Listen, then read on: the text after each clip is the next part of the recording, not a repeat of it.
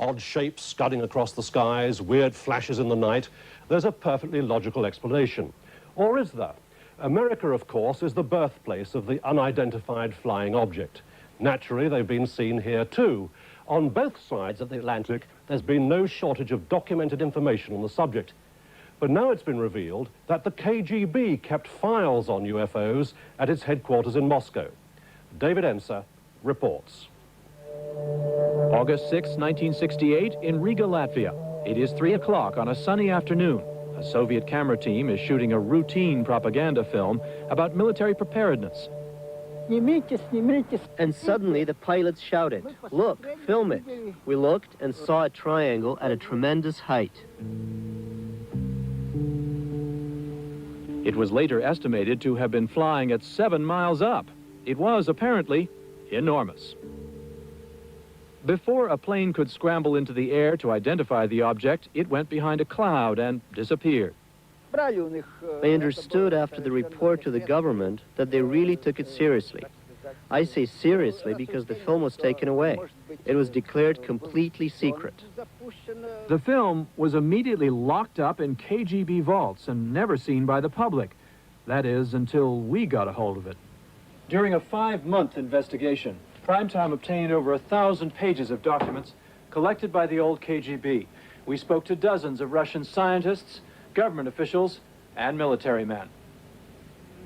We now know that the entire Soviet armed forces, a total of 15 million people over 10 years, was involved in a UFO study that turned up 40 major incidents, including one that prompted fears of accidental nuclear war. For years, the Soviet approach to UFOs was colored by Cold War paranoia. At first, we believed UFOs were something made by the Americans. But when we got reports that the Americans suspected us of the same thing, then we realized it was some unexplained phenomenon. An unexplained phenomenon seen as a possible threat to the Soviet Union. September 20th, 1977, Petrozavodsk. Hundreds of people in the region report seeing a UFO shaped like a giant jellyfish. One artist painted what he saw.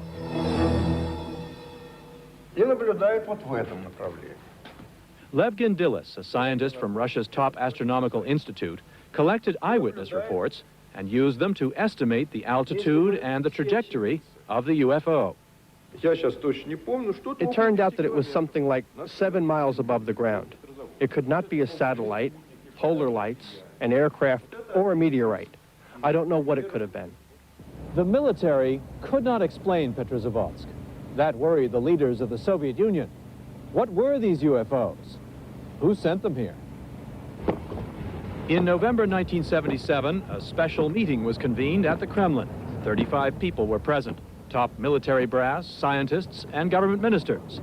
Meet the man chosen at that meeting to coordinate the military's research on UFOs, Colonel Boris Sokolov. I was coordinator at the Defense Ministry of research into the field of anomalous phenomena in the atmosphere and in outer space. Sokolov says the military's interest was driven, again, by the Cold War. The Russians had observed that UFOs seemed able to fly at extraordinary speeds and to disappear from radar, even from sight, at will. It was presumed that if we obtained the knowledge of such technologies, we would achieve a considerable advantage in the competition in which we were unfortunately engaged at the time. The decision was made to conduct a gigantic study. All Soviet military personnel were ordered to report in depth about any sightings or contact with UFOs. Over a 10-year period, 15 million people told Moscow about everything unusual that they saw, photographed, or monitored on radar. October 4th, 1982, Bielokorovice, Ukraine. Near a sleepy farming village, our search brought us to perhaps the most frightening case of all, an incident that could have started an accidental nuclear war. I was riding a motorcycle not far from here. I saw a large object in the air. It had a perfect geometric shape. Every person we spoke to in Bielokorovice said they saw a flying saucer on that day. They told us it was huge, about 900 feet in diameter. For hours, it hovered over the nearby ballistic missile base, where Lieutenant Colonel Vladimir Platunov worked as a missile engineer. It looked just like a flying saucer, the way they showed them in the movies. No portholes, nothing. The surface was absolutely even. The disc made a beautiful turn like this, on the edge, just like a plane. There was no sound. I had never seen anything like that before. Lieutenant Colonel Platunov took me to the ruins of what was then a missile silo with a nuclear warhead pointed at the United States. It was dismantled 3 years ago under an arms reduction treaty. Platunov was in the bunker on that day 12 years ago. In this room were dual control panels for the missile, each hooked up to Moscow. What happened next so alarmed the Soviet military leadership that a 4-man commission was sent the next day to investigate, including Colonel Sokolov. During this period, for a short time, signal lights on both the control panels suddenly turned on. The lights showing that missiles were preparing for launching, as could normally only happen if an order was transmitted from Moscow. No one had touched any buttons. No one had entered any codes. And yet, as the UFO hovered over the base, the control panel showed the missiles were preparing to launch. For 15 agonizing seconds, the base lost control of its nuclear weapons. What happened here on that day has never been explained. There were military exercises going on at the time of the incident involving the use of explosives in the air, but they were over 200 miles away. The weather conditions were normal, and when the commission ordered the control panels of the missile base taken apart, piece by piece, nothing was found to be out of order. February 23rd, 1988, 6 years later, Kapustin Yar near the Caspian Sea in southern Russia. It is Soviet Army and Navy Day, a national holiday. An unidentified flying object appears on the radar screen protecting the military base. As the UFO moves towards central Russia, the entire Soviet anti-ballistic missile radar grid goes on alert.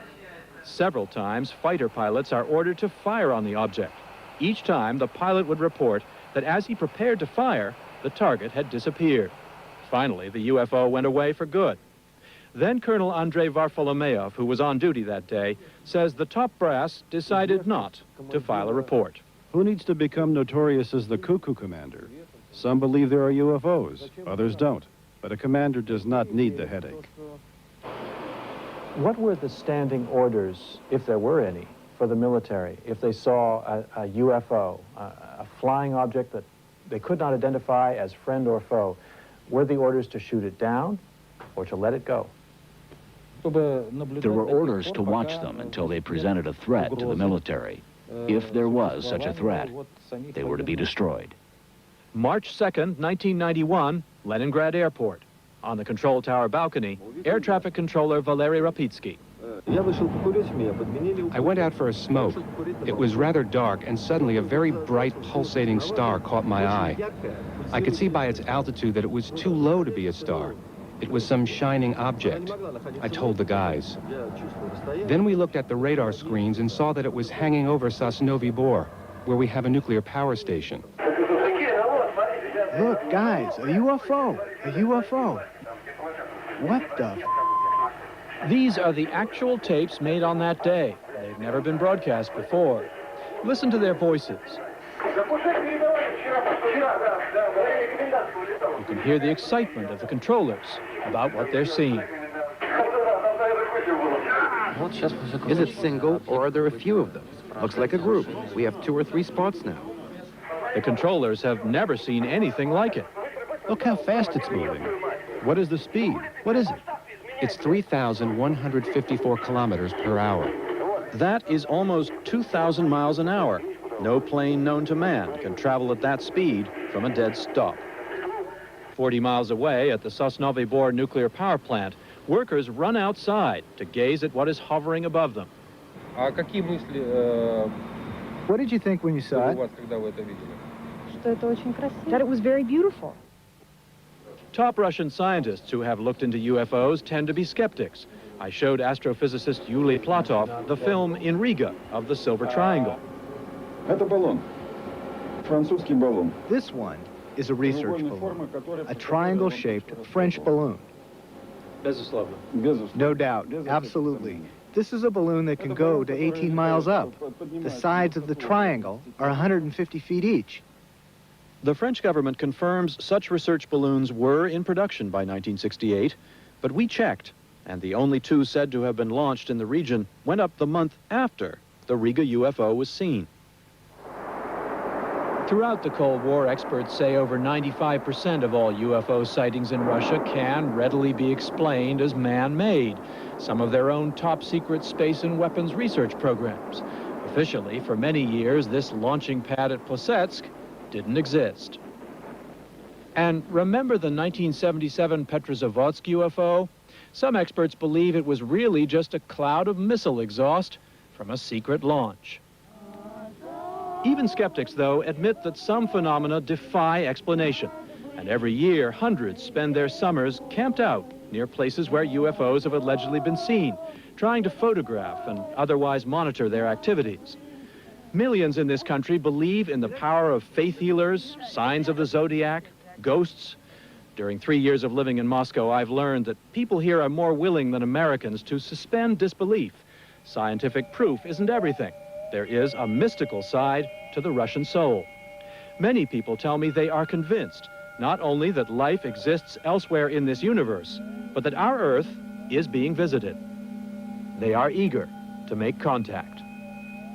At the end of all this work, are you a skeptic, or do you believe that there are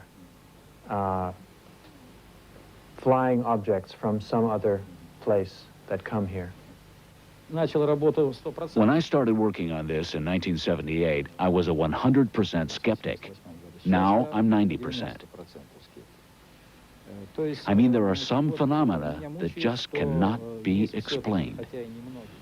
David Enser of ABC's Primetime Live program reporting there. That's all for now. I'll be back with another edition of Sky Worldwide Report on